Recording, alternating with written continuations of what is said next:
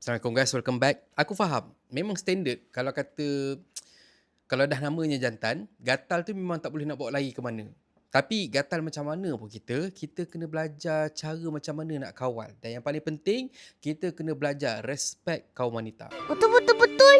Aku ada tertengok satu konten dari seorang adik ni yang rasanya dia baru balik daripada cari rezeki yang halal hanya untuk berdepan dengan pihak berkuasa yang aku rasa dah tukarkan mindset ataupun pandangan adik ni pasal pihak berkuasa yang sepatutnya jadi pelindung dan jadi tempat selamat untuk kita sebagai masyarakat. Adik ni berkongsi satu video dia berdepan dengan buaya Sungai Gangga. Ini video dia. Rumah saya perempuan je. Dia tak masuk lah. Kat mana ya? Kat mana? Ramat. Jauh. Tak jauh pun. Jauh lah. Ramat kat Melawati, Taman Mata tu. Daripada dekat rumah. Balik. Balik kerja. Dia hotel. Cari hotel. Usaha kerja tak?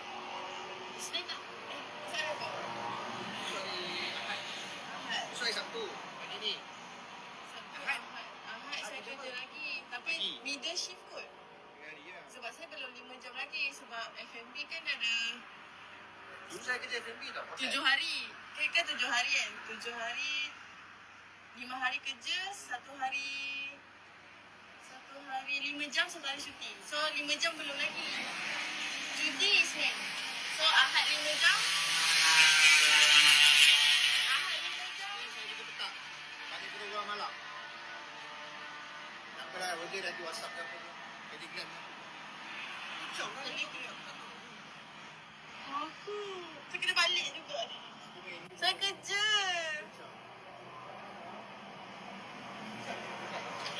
Saya kerja lah. Apa dah? 10 minit. 10 minit. Nanti lah, esok-esok. Sedang saya pening kepala saya ni. Sangap sangat tu. Betul, nanti jumpa. Kepala saya sakit. Betul. Betul saya muka menipu tak?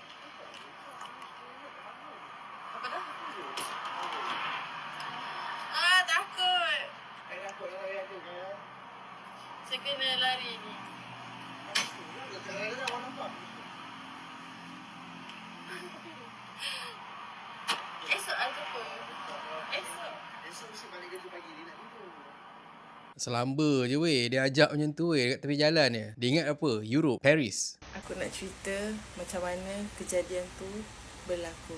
Aku bukan nak bela diri aku, mungkin dari kejadian tu mungkin ada salah aku juga. So aku nak cerita, aku nak explain macam mana benda tu boleh berlaku. Kawan aku dia bagilah location dekat kawasan Pandan Perdana tu. So aku pun pergilah. Aku bawa motor, kawan aku bawa kereta.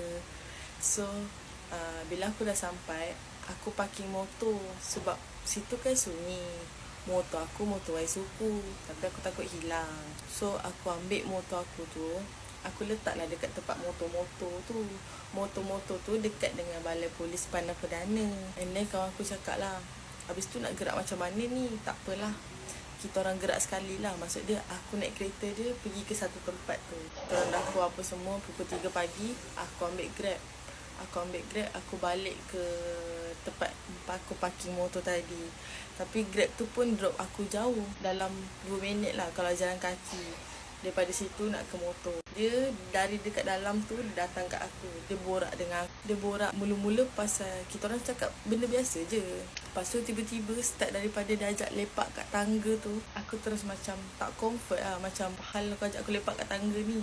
Dia cakap nak borak je. So aku macam borak kat sini pun boleh. Lepas tu dia cakap, alah kejap je, nanti orang nampak kalau borak kat sini. So bila dia cakap nanti orang nampak, kau rasa dia nak buat apa kat tangga tu? Cikgu suka main bola hari-hari cikgu. Tidur. Cikgu sudah tidur. Mari kita main.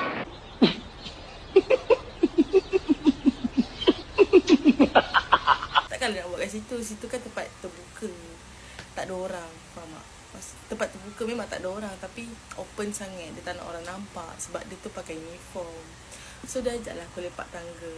Berkali-kali juga dia desak aku lepak kat tangga. Macam 10 minit je, janji 10 minit je. Bila dia desak aku macam tu, start dari tu lah aku tergerak hati. Aku nak ambil handphone aku nak rekod. Kau tahu tak, aku masa tengah bercakap dengan dia pun aku fikir, aku nak buat apa dengan dia ni. Aku pun ambil handphone aku rekod.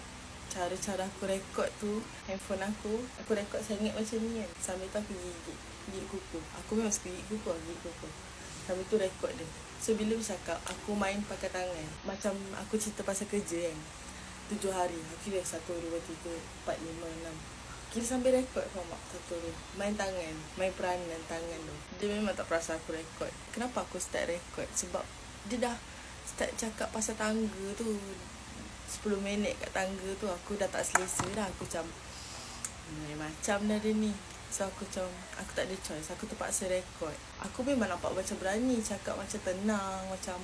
Tapi kau faham tak, aku takut sebenarnya. Sebab dekat tempat tu hanya ada aku dengan dia saja. Bayangkan kalau aku tumbuk muka dia masa tu, kau tak rasa ke dia akan twist cerita yang aku ni takkan bagi kerjasama dengan dia. Sebab dia tengah bertugas masa tu. Nasib baik aku rekod. Kalau aku cakap pakai mulut je, susah orang nak percaya. Cumanya dia tak berdiam diri sebab aku difahamkan dia pergi juga buat laporan pada pihak berkuasa, tapi plot twistnya adik ni kata aku baru balik dari balai, aku tak jadi buat report. Betul tu, polis sentiasa cover polis. Jadi lepas ni kalau ada apa-apa rekod je, jadikan bahan bukti, viral kan. Aku tak boleh belah tu, polis tu cakap aku ni seolah-olah macam nak views, nak like. Jadi okey tak apa. Lepas ni jumpa spesies macam ni, kita tular je biar malu satu Malaysia. Tindakan dia kita ambil sendiri, kita pijak dia ramai-ramai. Dek, jangan dek.